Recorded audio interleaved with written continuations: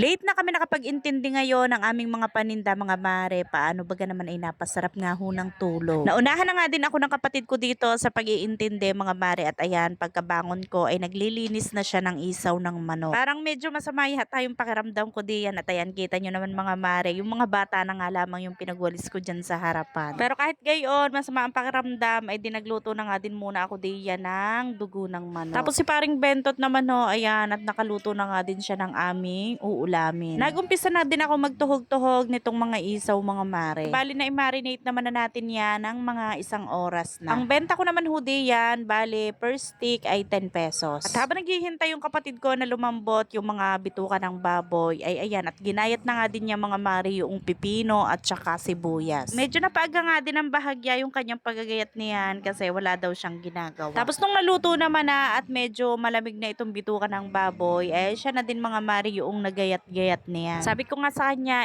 gunting yung gamitin niya para mas mabilis ngang matapos yung kanyang ginagawa. Ayaw naman niya mga mare kasi sanay nga siya na ganito yung ginagamit niya, yung kutsilyo. Pero kapag ako naman ho yung nag-iintindi niyan, ay mas gusto kong gamitin mga mare yung gunting. Masarap to mga mare, lalo na nga at malambot yung pagkakaluto. Tapos, nasa 5 kilo nga din pala itong nabili ni paring Bentot. Medyo aksayado nga lamang din sa paggamit ng gasol kasi nasa 1 oras din mahigit yan bago lumambot. Kaya alam nyo ba, ang itinataga lamang nung aming gasol mga mare ay nasa 10 days lang. Kapag dire-diretso yung pagtitinda namin, ayun, mga 10 days lamang. Pero kapag nagpapahinga naman kami, maabot din naman siya ng 14 days. Bago nga din pala ako matulog, ay iminarinate ko na din muna yung tenga at pagkagising ko naman mga mare eto at nagluto na din ako ng sauce. Nakasalang na din yung suka diyan at maya-maya ko na nga lamang din iintindihin yung pagtutuhog ng tenga. Eto mga mare, okay na din ho yung tenga at naintindi ko na din. Pagkatapos naman yan ay nilinisan ko na nga din yung parilya. Pinabitbit ko na nga din yan sa pwesto at habang naghahakot sila ay